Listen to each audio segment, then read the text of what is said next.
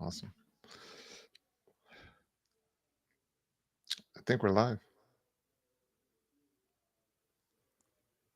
Oh, I think we are too. Well.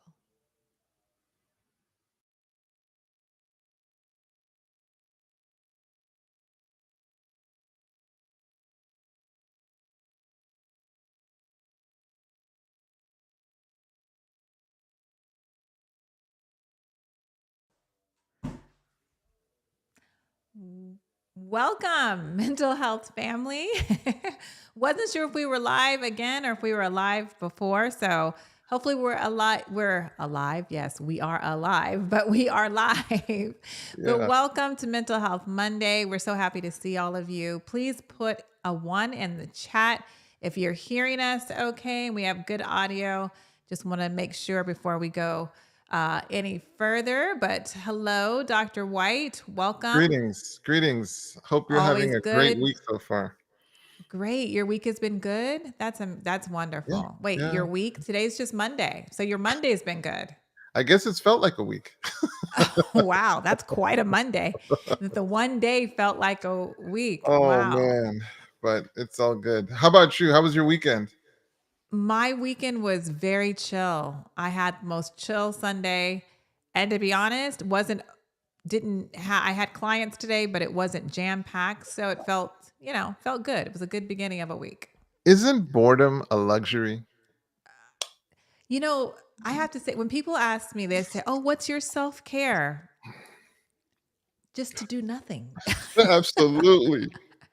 That They're is like, such a luxury.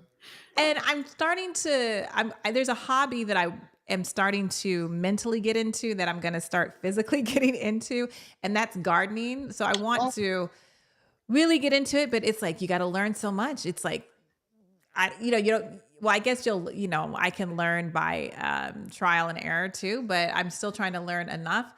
So that's what I'm really interested in. But right now, having a day to do nothing, it's that's a gold amazing mine. self care, That's a gold mine. Oh my goodness. especially when it's a Sunday and I just don't have to do anything. So anyway, what's your self care? Oh man.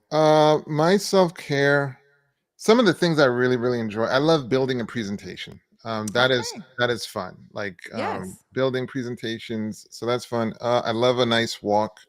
Okay. So we're close to Lovely. the university, so it's fun to walk around the university. Uh, Yes. I suppose banter with Florence because she is funny. So You guys are funny uh, together. Yes, you guys are well, no, cute. well, thank That's you. cute. But yeah, she is funny, and so it is fun to just talk and sometimes enjoy time. So that's fun. Yes. Well, that's great. Look at my good friend Daniela from Sydney. Just saw her a Ooh, few weeks ago. Welcome, Daniela. It's good to see you. What wow. time is it there?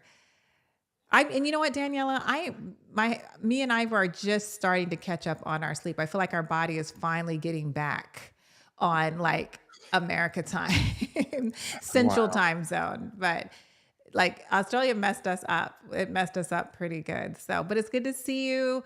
Please, everyone else, put where you're viewing from. We love to see where everyone's viewing from. Shout But out Daniela, go shout ahead. out to Clint. Shout out to Clint. Clint's in the house. I saw when before we went live, I saw Clint was on. It was like it doesn't feel like Mental Health Monday if Clint isn't here. I'm just saying, right? He's just been here with us for 3.5 years, which is great. It's 11:10 a.m. Yeah. Wow. The Wow. jet lag is intense. It was. That's So, wild. yes, please, everyone else, let us know where you're viewing from. We want to say a special welcome to you. I was mentioning to Dr. Whyte off air that last week it was fun to talk about marriage, but we had some singles here. We had a lot of questions about singles and even had some singles meet up here. Exactly. This isn't the Exactly. meetup ministry. We actually have a ministry with Living Man at Church. It's meetup ministry. This is actually Mental Health Monday, but hey, if you meet up here, that's great. So be And it. we're So so be it. yeah, so we'll be taking your questions about relationships, marriage, being single, all of it. We'll be doing all of that. Okay, we have Beaufort, Georgia. Welcome. They're from Beaufort, Georgia. Good to see you here on Mental Health Monday. And we know that you guys will start putting in the chat as we are starting. Milton Freewater, Oregon. I'm trying to think if I've been. I don't think I've been through there, but I must. I think I know someone who lives near there because I've heard of that before. And then somebody Ivy put viewing from. I have no idea what that flag. Do you know that flag? I feel like it's a Viewing. Europe. It's somewhere in Europe, I think. You got me. Okay, Ivy, you are really showing the limitations of our like. I mean, but Atante, I mean, you were just so well traveled. So, but no, I But I can't. don't know that flag. I It's can't even giving. It's begin. giving Europe. I feel like is it? No, I know it's not Spain. Portugal, maybe. Ivy, tell Maybe her us. her name will clue us in. Ivy Alpuri. So, like, what is that? Like Algeria or? Yeah, that's an interesting flag. Yeah, I don't know, but we have Paula from Lexington, Kentucky. Great Hey, to see you here. all right, And yeah, all right. that's awesome. Well, Seattle. I'm think yes, close to Seattle. Beautiful Seattle. Well, again, just going back to our topic on marriage. Oh, Thailand. All Wow, right. Welcome, wow. Ivy. You're our first to Mental Health Monday I'm that Thai. has it has been a viewing audience from Thailand. Welcome. Okay, One more. shout out, Ivy. We are And really, international. Daniela being in Sydney and Ivy being in Thailand, I mean, I know they're not terrible. It's not so far away. I'm sure it's about 11 in the morning in Thailand as well. I have to say, I knew we were close in Thailand when we were in Sydney because I had amazing Thai food. Oh, really? Absolutely amazing. I mean, Really? even in the airport, can you believe that? It was fresh, like you were in a restaurant. Like the curries were out of this world. Oh, that's It was very amazing. good. It Now was very good. that's the strongest appeal for travel to me is the It is food. the food, Yeah. especially when you live in the South like me. Okay, no disrespect to the South, but You but did it is say that. nice to Right. go and eat different food from different areas. Okay, I better stop because I'm going to get myself in trouble here. All right. Absolutely. Marriage. Maybe I don't know if we should recap. We're actually taking your guys' questions and we're taking your questions on marriage, relationships, and even being single. And so please let us know what you're wanting to know. Last week was really, really, really good. You guys were answering really good questions, asking really good questions, and it was just a lot of fun to answer them. So please put that in the chat. I think you started with me last week, Dr. Whyte. So I think I'm going to start with you and Hey, so be it. So be it. So be it. ask you a marriage question. Goodness, I should have thought of that before. What do I want to ask you? What you've learned in like 26 years of marriage? Oh, yeah, it is. You okay? What is the greatest lesson you've learned in 26 years of marriage? I think you're 26. I know you're right around. You're right We're around working 26. on 26. Next Okay, July will be 26. almost 26. What is the Um, biggest lesson you've learned that you wish you would have known when you said I do? On the day you said I do, you wish you would have known what? Or somebody would have told if I you if I what? could make a t-shirt, it would be whatever it takes. Mm. So we talk a lot about roles. We think a Mm-hmm. lot about roles. I'm going to do X and you're going to do X and I'm going to and the concept I find the most helpful is when you marry someone, think of it as starting a firm. Think of it as starting and not just a business, a firm, Mm-hmm. where everyone has an opportunity to contribute. Mm-hmm. I could have said role, but it's really Yes. an opportunity to contribute. Right. And Mm-hmm. that opportunity at times will be diverse Mm-hmm. and will stretch you out of the common way that you contribute. And Mm-hmm. it's the most helpful when you approach it from the standpoint of what is the agenda of the firm? What will move us down the road? Well, Right. then I need to do whatever it takes, Mm-hmm. whatever it takes. Mm-hmm. And I wish that would have been my mentality more so, like right from jump, because I think I was more focused on roles and I would have been more frankly, I would have been more attentive, I feel like, and seeing how much she was contributing, because I think she kinda Mhm. had that mentality of whatever it takes. And Mm. so if only one partner has that idea of whatever it takes, it can be very overwhelming, as opposed Mhm. to when everyone in the family is thinking, "We are submitted to this goal." Like, we're Mhm. submitted to this goal, and that's what we're really submitted to, and it's Mhm. whatever it takes. Oh my goodness. And you're helping one another, and you're seeing each other as partners, and you're seeing everyone just move towards that. That's Mhm. my greatest lesson in marriage. Yes, yes, and that's powerful. I don't want to miss this. We have a viewer watching all the way from Bosnia. Oh, So, that's yes, cool. welcome. So, we're just very international. We have Thailand and Australia and Bosnia. We're just all over the place. It's wonderful, all over the world. Welcome. And I So see happy somebody to. talking about Peruvian food. Now, for you Americans, we still got strong love for the Americans. We love the Illinois. We love the Longview, Texas. So We much love, do. much love. And we love the international scope as well. But yeah, Yes. we love you all. We love the You know, greater it's Seattle, funny. Washington. You Yeah. know what's funny, Dr. White? You know, What's that? I'm not very filtered. When you were doing that, I thought you were gonna be like, we love we love the Americans, which we do, and we love their food. And I was like, we do?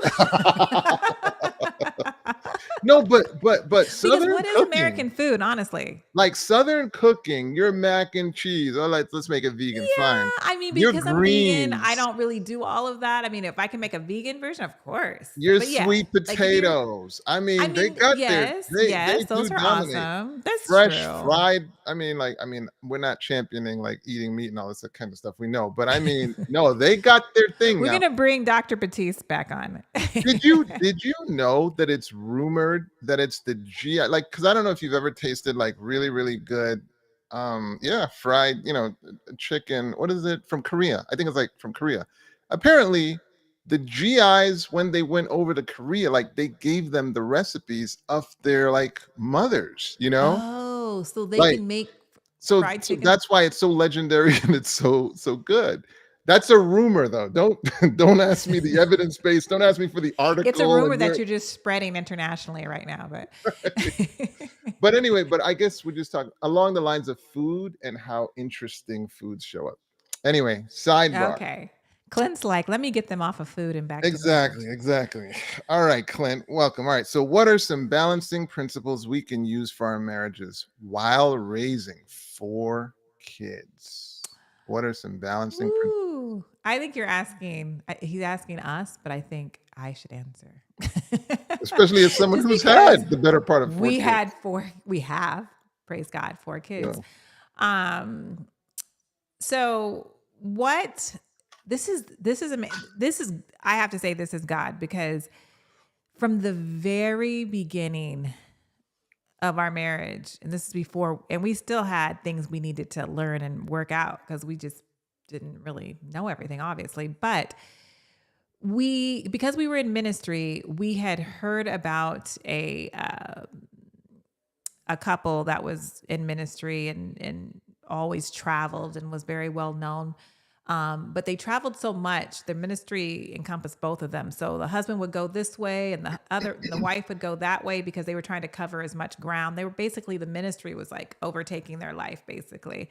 And they ended up in divorce and it was really ooh, sad. So that was a very unfortunate event and a sad event for them, but it spoke to both of us and we were like, we're never going to allow the ministry to take over because we have the 4 kids and we have ministry.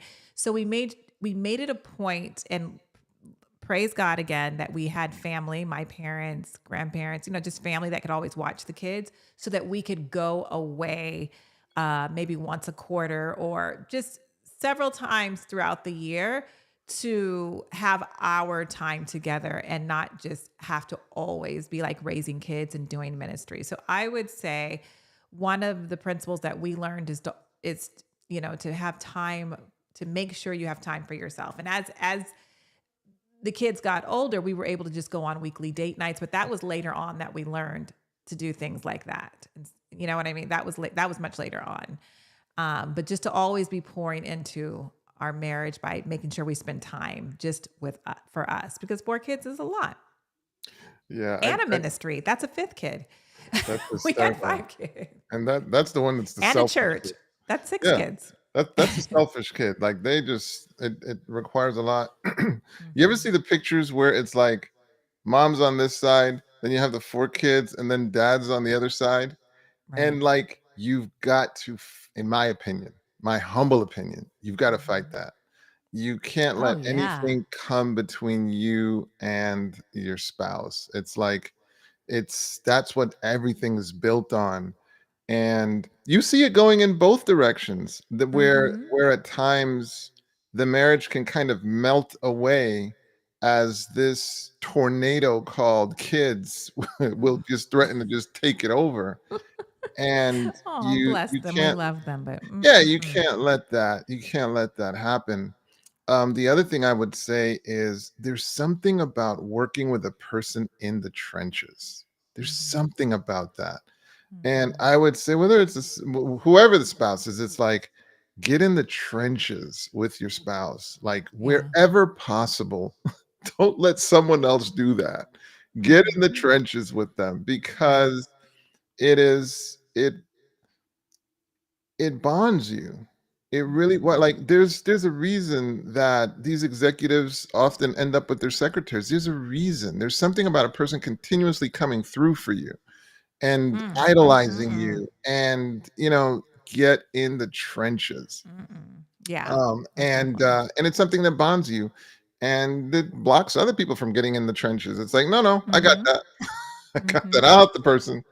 That to me is, don't let things melt the marriage. Don't let like tornadoes come in and blow apart the marriage. Like let Right. crises push you to gather even closer. Mhm. Mhm. And, I was just thinking about how you said some of your self-care is taking a walk, but I was just thinking even because the things I brought up, people are like, "Oh, well, maybe we can't go on weekly date nights. We don't have anybody to watch our kids, or we can't go away like once a quarter because we don't have anybody to watch our kids." Even if you spend daily time with each other, like going on a walk together, simple things like that, holding hands. That's very important. Like taking a walk, holding hands. Um, just making sure that you're spending that quality time and you create what that looks like according to what's going on in your life. It doesn't have to look like what we did or what other people do, but what would make it's what you can do, because sometimes all 4 kids are very, very young. It makes it difficult, but maybe your time's going to be after you put them to bed. Right. 100%. I remember for our date nights, we didn't have to leave the house, especially with our Yeah, you don't. daughter. Like we No. didn't have to leave the house. Like it was getting her on a system to where she was going to be down relatively early, so you would then have that time for yourselves. Right. But you got to use that noggin, use that creativity, everything you have to fight for that relationship, and it's Mhm. fight, preserve that. I call it virgin love. You remember when you guys first started dating? You Yes. remember when you first started dating where you didn't even want to be seen in a certain way? Like fight to preserve that, man. Yes. Fight because it's a beautiful thing to preserve as much as it's possible. Yes, it is. All right. We all know, well, Deborah's asking, we all know that in a marriage, both people may have to compromise. But can you name a few situations where it can become unhealthy and you have to stop Well, that's pretty simple. compromising? That's pretty simple. Yeah, Violence, that's one you can't compromise with. absolutely not. And what's interesting is people would know, well, violence, but then also, and Deborah, this really kind of comes down to what are some boundaries that are like non-negotiables. If Hmm. you're like, we don't want physical violence, then you actually have to draw the boundary at things like yelling or Mm. throwing things. Like, Mhm. if the boundary is here and you don't want it crossed, you've got to really make it like way, way further back. So the person never even gets to hear. And that's where, if you're like, I don't want physical violence in my relationship, then we don't want verbal violence Right. because um, that protects it from getting to that point. We Mhm. want people in control of themselves. But Mhm. no, there are definitely areas that I don't see very much room for negotiation. Safety is a big one for me. I think it's Mhm. important for me that the women in my family and around me feel safe. Mhm. So safety is important. Uh, that's part Mhm. of the reason I personally I don't drink alcohol. I don't want my ability to control myself Excuse me. impeded in any way, Mhm. or other substances for that matter. Mhm. But I know I'm responsible for myself and for their safety. So Right. those would be some non-negotiables for me, Deborah. I think respect. I don't see a lot of places to negotiate when it comes to respect. Like Right. There's you really mhm. have to know this is what I value is respect, and Mhm. so I don't know. Absolutely. I hope that's helpful. Yeah, those are areas that just pop up right off the first thoughts for sure. My non-Christian parents met on a blind date, got engaged 3 days later, and eloped. They've been lovingly married 53 years. Wow. They say marriage and life was so different back then. Is that really true? We were babies back when your parents got married. I wasn't even born when your parents got married. I don't know if it was really True. different. I was like -3. Yeah. I was Oh, negative that's 3. right. I am older than you. I always forget that. So things were different back then. Hmm. What your parents did is that it worked for them, and they're still married. And hallelujah, praise God that you had two loving parents stay But together to not raise. recommended. Yeah, but yeah, Not wouldn't recommend recommended, it. But Emma. it worked for them, but Yeah. everybody can't do that. I mean, I have to do disclaimer. I say the same thing. Like me and my husband were engaged after 2 months. And I tell my kids, and I tell when we're speaking or give that testimony, I tell them like this was for us. This is not for you unless God you can hear his voice audibly and say, "Oh yeah, I want you to marry this person." And we weren't married within 2 months, but we were engaged. We were married within like 11 months, which is almost a year, but still that's pretty quick. But you did And say you like heard I said, God's it was voice, for right? us, but it's not for everybody. Go ahead. You did hear God's voice, right? Oh yeah, yeah, yeah, yeah. And I Yeah. should add that on. Sorry, let me add that. Um, yes, most definitely. I remember. I'll never forget. I always tell my husband because he didn't know I was doing this, but I just remember like I just blocked out a whole day and I went to a park and I took my Bible and I prayed and I talked to God to like show me different things and he gave me peace.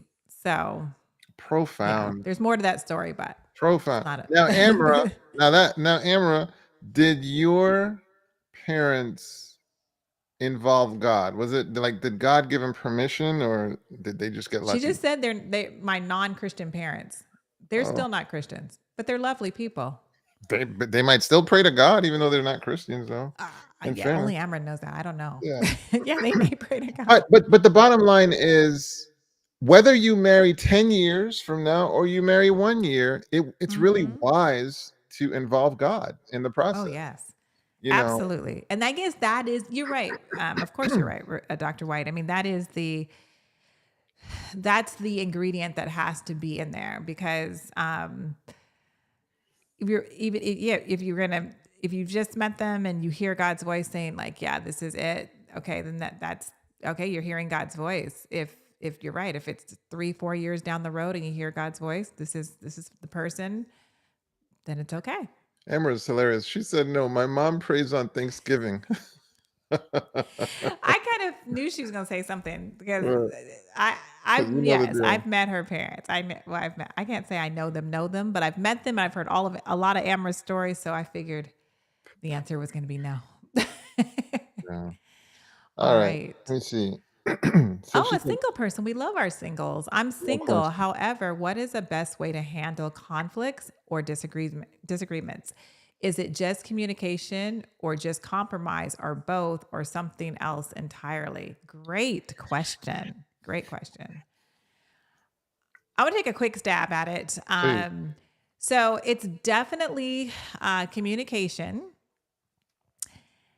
The compromise, like what we just mentioned earlier, would have to be extremely minimal, like to what we talked about. Meaning, let me tell you why I say that. If you have healthy communication, you can say anything to your partner in a healthy way. If you're, 100%. if you are, um, we use what Gottman uses, a soft startup. So you're not triggering. You're talking to them in a soft tone. The body language is speaking softly to them. Everything is just a non-aggressive type of communication. And Dr. Gottman talks about with a soft startup, you get what you want out of that communication because you're not triggering their walls to go up or their defense. They're not like, oh, I'm in a fight, so I gotta, not a physical fight, but a verbal fight. I gotta put my walls up. They don't feel that way. So sometimes you have to compromise, but really, if you're approaching while you're dating and your partner in a healthy communication, you probably won't even need to compromise because their heart is open to hearing what you have to say. Go ahead, Uh, Dr. I Whyte. agree with I agree with what you said. And rather than the word compromise, I would use the word consensus because Mm, you can't say, well, I want the house blue and you want the house whatever color, and we'll make the house purple as compromise, right, No, you gotta build consensus, meaning we need a sensible decision that right. might not necessarily be this perfect blend of both of our ideas because the perfect blend might be crazy. And Hmm. so, no, we actually need consensus. We need to arrive at a conclusion that makes the most sense. So I think you're spot on as far as communication. Hmm. I think I'm not going to take you through a communication workshop right now, but I will Right. say communication 101 is a heavy use of what are you hearing me say? Hmm. Way too underused is that thing. What are Right. you hearing me say? And here's what I'm hearing you say. And that's basically Hmm. called tracking. Hmm. A lot of times we're so focused on conveying our ideas that we are not really listening to the person, and we're not passionate about giving the person the experience of being heard. I'm telling you right now, it's one of the greatest gifts you can give to your partner, to the other member of the dyad, the other member of Hmm. the pair, Yeah. is I feel so heard. It's hard for a person to resent you when you make it clear, I really and truly hear you. Yes. Um, and that's something super important. And obviously, and also when you do that, it makes it clear what you need to give into. Like, Hmm. okay, I hear you, you're not budging from this, and now I understand why you're not budging. Okay, well, this Hmm. is how I can accommodate that. Hmm. So I would say those are things that are really important. And I hope in this little time that we're spending on this topic, RSA, good heavens, RSA 1844. Okay, okay, you go. Um, I hope in this little time you're seeing the value that could go into investing and learning in this area, sometimes spending some time with a therapist, Hmm. because I'll tell you why, RSA. Sometimes part of stuff from the past makes it hard to hear. Mm. Sometimes stuff from the past will interfere Hmm. with your hearing, and you'll hear things the person didn't say. You'll feel things the person didn't say. What are you Hmm. thinking? What are you thinking, sis? Well, I was just thinking because while you're talking, because the stuff could be coming up for them. Like while you're talking, they're thinking of like, oh no, but back then she said, or she did this, or he did this. So they're coming up with a rebuttal, or, they're thinking all of those things instead of just, that's not true listening. That's not really listening. You have to, I was just sharing this yesterday with a group of people, but you have to drop your weapons. You know what I'm saying? You have to come into a Wow. relationship. I don't think you've ever been arrested. I've never been arrested, but I've they never say, been "Put your around. hands up," or, "Drop your Yeah, weapons," or whatever. You have yeah. to come into the communication, like, empty-handed. You're not That was really you don't good. have any defense. Drop your Yeah. weapons. Drop your Drop your weapons. weapons. That was really good. Um, Mhm. yeah, like you can't hear the person without that. Like, so Mm-mm. it's like, it's really like listen to give the person the experience of being heard, not listen to respond. And you know the Yes. difference. You know the difference because like the person's mouth is already open and you've barely stopped speaking. You're Before not it's like, listening to hear, you know? and they're like, jump in real quick. Man, that's what I wish I would have learned at the very beginning of the marriage. I wish I would have learned to drop my weapons Oh wow. because, Okay. because you're just thinking, you don't really know how to communicate in the healthiest way when you first start. Yeah, because I that's what didn't. Gottman says. That's what Gottman says. He's like, it's not fighting, it's how you fight. Yes. And it's not ruptures, it's how you repair the rupture. Yes. Absolutely. Absolutely. We have another question. Oh What yeah. can you do if you're married and your spouse keeps going past the boundaries, such as name calling while arguing? Yeah, Hmm. that's absolutely a boundary that should not ever be Hmm. crossed. Hmm.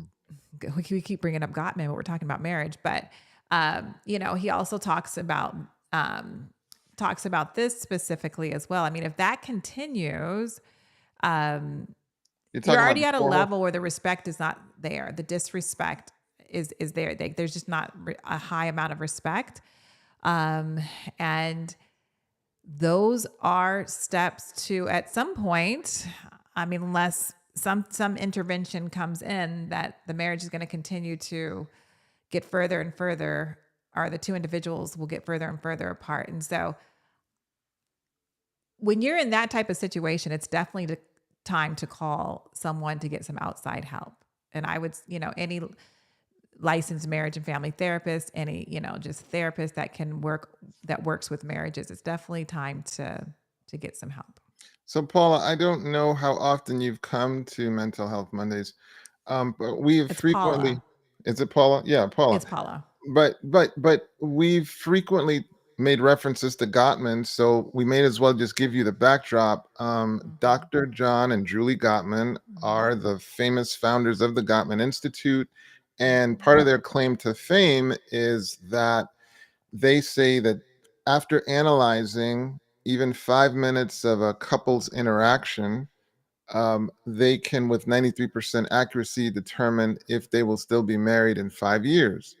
And one of the things that they identify, or some of the things that they identified that would contribute to divorce, were what they call the four horsemen of the Horseman. apocalypse. Mhm. And one of them was contempt, another was criticism, another was stonewalling, and the fourth one is I don't know that I'm going to think about it right this instant, but the bottom line is it sounds like what you're describing is like criticism, and they identified criticism as it's one thing to describe a behavior and it's another thing to kind of attack a person's character. And of course, insults can often not just attack the behavior, but they kind of attack the person. And so they said when these four horsemen show up, there's an increased risk of the relationship failing. So this is why Sister Tante is saying, hey, Mhm. these can be signs that it would be a great idea to get some professional support Mhm. to figure out how best to negotiate what sounds like a really trying situation. Yes. Would not hurt. Yeah. And I'm sorry, Paula, that is happening. And Yeah, super sorry. yes, it's never no fun to be in that situation, for sure. For sure. Just want you guys to know that we are taking your questions, even comments during this time. You help the program. You help it go. You help it work. So we So love answering your questions. Go ahead. so I'm doing a presentation on heaven. Okay. Yes. Tell us about that. And if you're interested, just email me at info at the Mastermind Institute, info at the Mastermind Institute. And so it And bothers that's me that happening when? Friday the 31st. So this Oh, Friday, this Friday, okay. On this that. Friday. All right. So thank you so much. But yeah, I've never attended a sermon specifically on heaven. It's like it's Mm. very rare.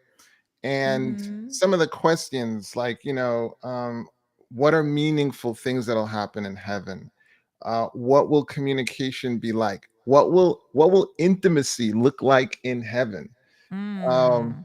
These are some of the questions that we are going to deal with. And why is Is it it gonna even a be? good Is idea? if we can't go live, is it gonna be recorded?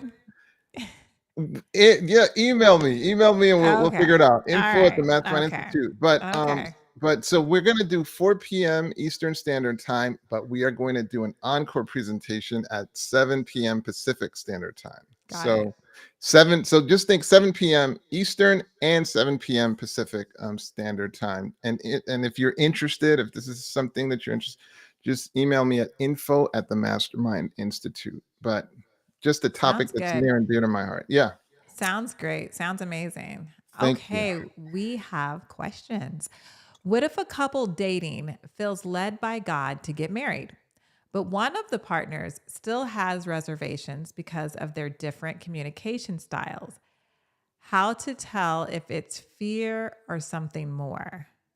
Good question. And I'm glad you're asking, and I'm glad you guys are thinking. Marriage is a huge, huge step and commitment that should not be taken lightly. So, kudos to you guys for really taking it very serious. Do you want to take a stab at it first? I can. After after you. I mean, unless you want me um, to, but yeah, go ahead.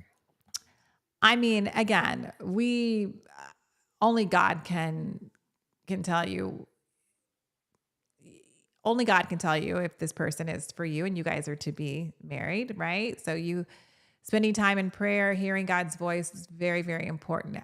Um, But as a marriage and family therapist, I have to say, I do premarital counseling or even people who are dating, and I always, talk about don't ignore red flags. Don't ignore red flags. Now, maybe the red flags you don't ignore them. Maybe they're just something that you can deal with. And when I say deal with, I mean like have a conversation about it. If you're in, well, I recommend premarital counseling before you get engaged, like before you engage counseling. Because once you're engaged and you've like put money down on the venue and bought a wedding, it's just it's very difficult to step away if you have to. So my point is, if there's a red flag and you learn about it while you're dating, you really want to, if you're Christians, of course, you want to pray about it. You can also go to therapy to see if this thing can be worked out. And if you're finding like, you know what, this is just who this person is and they're not willing to change, or they don't see anything wrong with it or whatever, I mean, that could be your answer to step away. I'm not saying that it is. I'm just saying that you don't want to just sweep something under the rug before you get married, because it's going to come out from under the rug while you're married, and it could cause some severe unhappiness for you. What are your thoughts, Dr. White? Well, I know you're going to join me in this and I think all good married couples will raise their hands right now and let you know, nothing to see over here. And what I mean by that is, um, there are so many couples that are afraid of breaking up. Like they're afraid that, oh my goodness, if I break up, I literally have to treat people who, after a breakup, they're like suiciding and stuff like that. And like, Mm. guys, let me tell you, Mhm. um, what a favor you do for yourself Mhm. when you end a relationship, and like, there's really no reason for it not to be amicable. It's Right. like this is opening the door for you to be able to find the person that's right for you. Mhm. That's a gift. Mhm. That's a gift, because so many people on this side are miserable, Yeah. are miserable. Yes. And yes, there are some rare situations where it starts miserable, but most of the times it starts with like some really powerful infatuation. Right. Like more Yes. often than not, it's you can't keep your hands off one another, and Right. you got just all this love bombing and all this kind of stuff. And Mhm. it goes from that to sexless marriages. Right.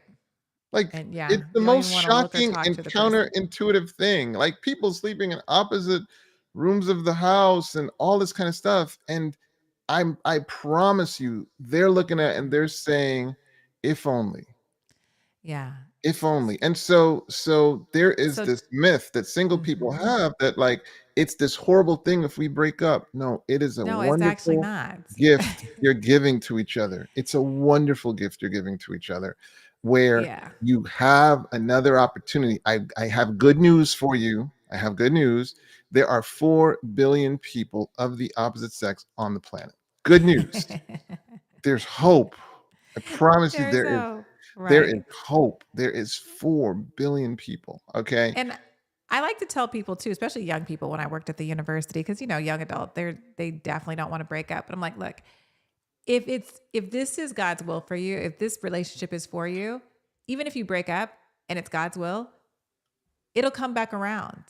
It'll come back around when you're both healthier and a better space. I mean, I'm not saying that happens all the time, but you can still put it in God's hands and trust him with it. But you don't want to rush into anything and stay in a relationship that you're already seeing some unhealthy habits. And if it's the communication, because this person said like it could be the communication piece that's, causing so much, that is causing all the issues. The communication piece just has veins that travels throughout the whole relationship. It connects everything. If you don't have healthy communication, you're not going to have a happy relationship, a It's like happy marriage. it's kind of the So, tip of the iceberg, yeah. and I So love to tell people like you dodged a bullet. Like they, cause sometimes, if you break up because you saw something and you're finding like several months later, you're actually happy and at peace, you dodged a bullet and you have to say, praise God to that. amen. We Amen. have questions. We have Yeah, yeah. more. Alright. How do How you do you find contentment with being single? Good first part of the question. I will be 42 soon and I've been single 7 years. My clock is ticking and I don't have a potential suitor. How can I continue to be patient? This is, like, loaded I with a know lot it's of good so stuff. loaded. I love it. I love it that you guys are. Thank you. You Okay. guys are. That's a very good question, though. So, first of all, contentment with being single. Look, first and foremost, I think if you're single, then you think about, okay, well, what is the partner that I'm desiring? Okay. Hmm. Well, then the next question has to be, well, what does that partner that I desire? What do they want? Okay. Hmm.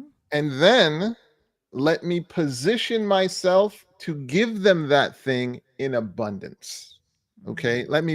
So I don't know. I've been married for about 25 years. I am still very, very, very motivated to be a competitive suitor to my spouse. I'm very, very motivated Beautiful. to be the obvious choice. So Hmm. it's like, I really am excited at the prospect of providing, of Hmm. being present, of giving her what it is that she wants. That excites me. Um, Hmm. and that it's that same mentality. If I were single, you're wanting to position yourself. You want to say, wait, who is it that I'm after? What would they want? I want to embody that thing as much as possible.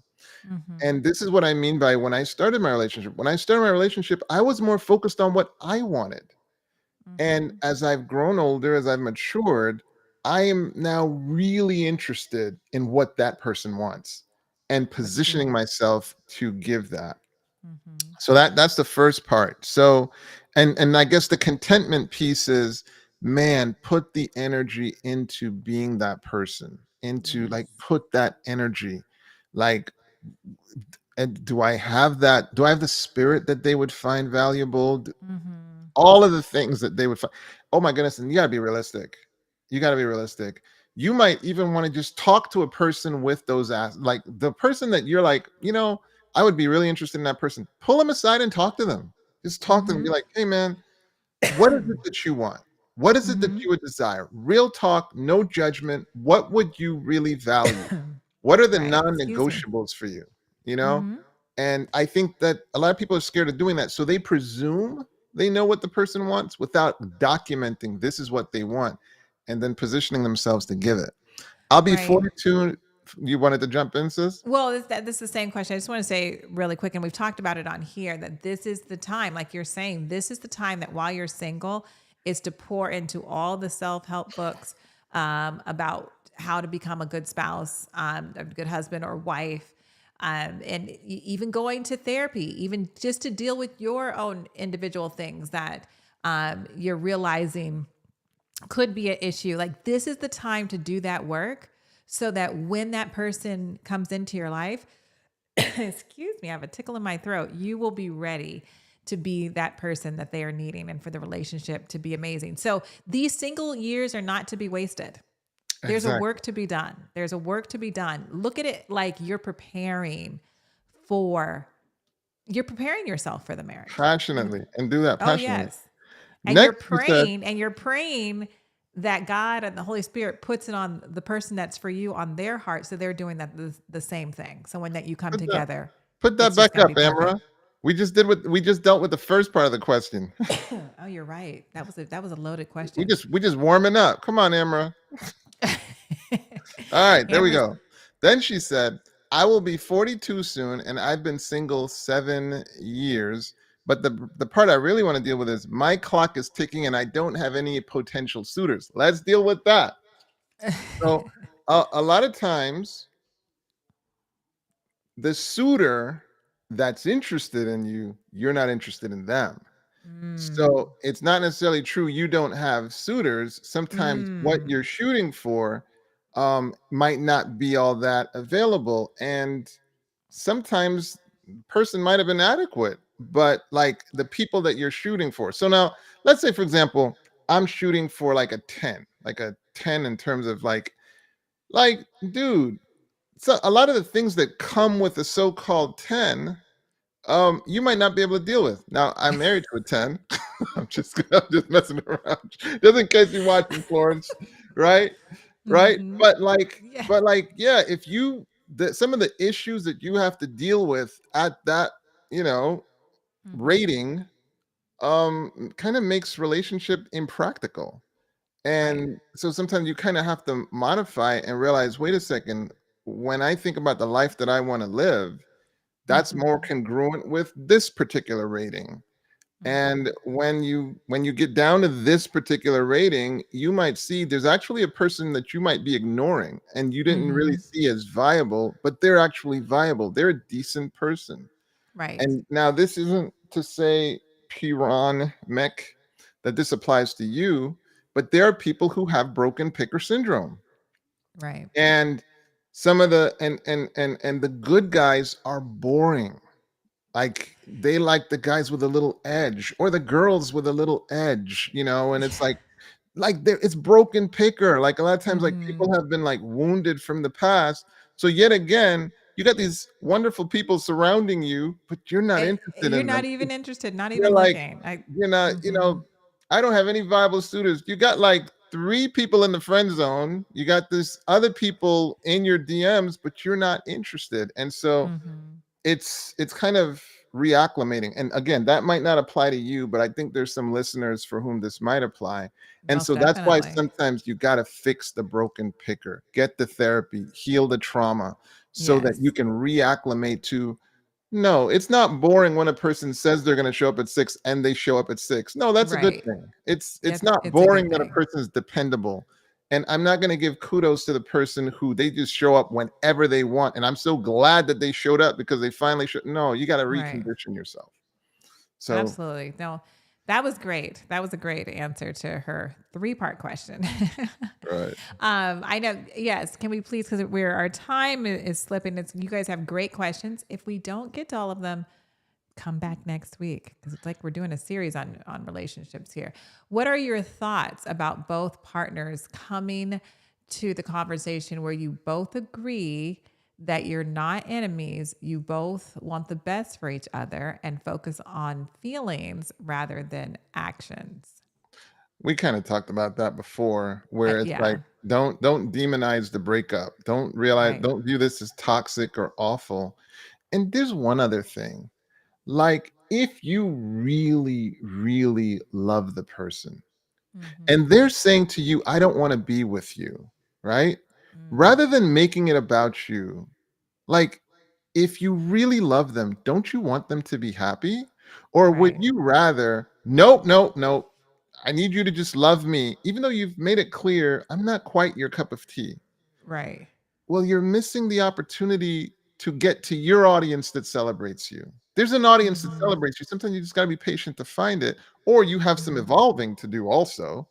Right. But the bottom line is love them enough to leave them and let Yes. them leave. Love them enough to leave them and let them leave on a good note. And I got a secret Right. for you. I got a secret for you. Sometimes it's when you remove yourself, again, sometimes, not always. Sometimes it's when you remove yourself from the situation and the person gets to experience the full weight of your absence that they get Mhm. a chance to decide, hey, do I really want a life without this person or do I want them Right. in it? And with you Mhm. constantly chasing, they never really got a chance to see what it would be like for them to be without you. Right. So just some things to consider. Yes. Excellent answer. Excellent answer. All right. We have time for one, maybe two more questions. How can I help two of my friends who are in the world and are in a relationship, but almost 6 months and are thinking about marriage to realize they are probably making a mistake? It is a worldly marriage. Um,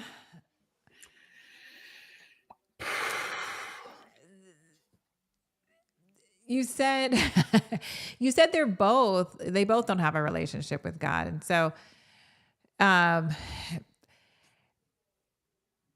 it's really they okay, I'm words are about to come out my mouth and I'm rechecking them a little bit, meaning because I don't want to be misunderstood. But it's not really our place to say that. And I'm not saying that you're wrong. You're probably right. Um, and these are two friends that, like you said, they're both, I guess they're both your friends and they're in the world. I mean, they're basically equally yoked. Do you understand what I'm saying? Do you understand what I'm saying, Dr. I White? understand exactly what you're saying, and, like, I was waiting to see how you were gonna do it because the question makes some assumptions that if Right. you're in the world, you can't Yeah. have a successful marriage. Right. That's Like, not true. the principles of communication, there's a science to communication, Right. and Right. you could be an atheist, you honor these principles, and you'll be fine. Right. Um, Absolutely. so that's where just because you're in the world, it doesn't mean you're gonna have a bad relationship. The bottom line is there are some fundamental things. Do you respect one another? Do you love one another? Do you make sure you hear one another? Do you prioritize each other? Right. Or are you selfish? Because I tell you right now, there are a lot of Christians Mercy who are very unchristian in how they interact with one another, and the in relationship their doesn't work out. marriage. Yeah. So it's not just the world. It's are you honoring the principles that support a relationship and a Is there long-lasting respect? Do they relationship? respect each other? Do they Do they speak to each respect? other with respect? Do they Do they show love? respect? That's huge Do they because they're prioritize each other? Do yeah, they and exactly. that's agnostic. Doesn't matter what religion you're in, doesn't Right. matter whether you believe in religion or not. The bottom line is it's like business success. Right. Like there are some laws to having a great business, and Mhm. it doesn't it's agnostic. It doesn't matter what Right. religion you are. You Right. honor these laws, you'll have a great business. It doesn't matter how religious you are. If you dishonor these laws, you won't have a good business because There's God set up laws. This whole earth is governed by laws. yeah. Yeah. So yes, hopefully that helps. As a friend, Right. So yeah, you if can you're worried pray about for your them friend and just continue to be there for or them and encourage therapy, yeah, encourage them, right? Okay. If I ever get married, now okay, this is Robert. What will we do? What will we do if our parenting styles or values conflict? Any best way to handle this?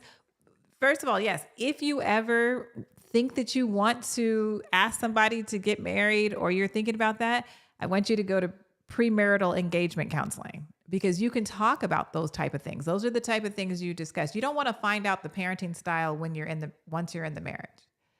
You want to have those discussions, before you get married or before you even get engaged and say, "Hey, this is what I think.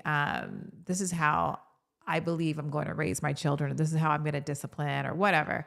And you want to have that discussion because that's huge. That's I, huge. I hope they caught the pre-engagement counseling.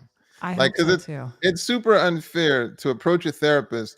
Hey, we've got the wedding scheduled, we've picked the venues, all of the family have bought their tickets, and we would like some counseling, before we get married. I know. It's kind of frustrating to be Like, honest. and like that's a frustrating place to put a person in. She said Mhm. pre-engagement.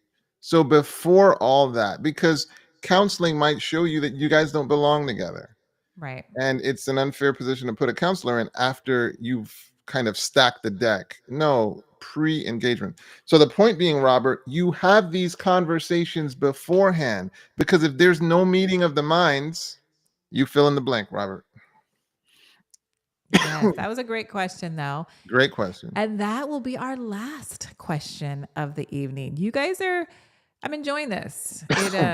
You guys are bringing you guys are asking very good questions. Please come back with these questions. Don't forget your questions, and we will definitely would like to answer them next week. But share this link, share it on your social media. Say, hey guys, this is a great program on marriage. Tell them you can see what was done these last week, the last 2 weeks, and they can bring their questions live next week. So definitely share with everyone, even if they're single or married. This is good information to know. So we just want to thank you, all of you, for joining us this evening, and we look forward to seeing you next week. Bye bye, sis. Have a great week. All right.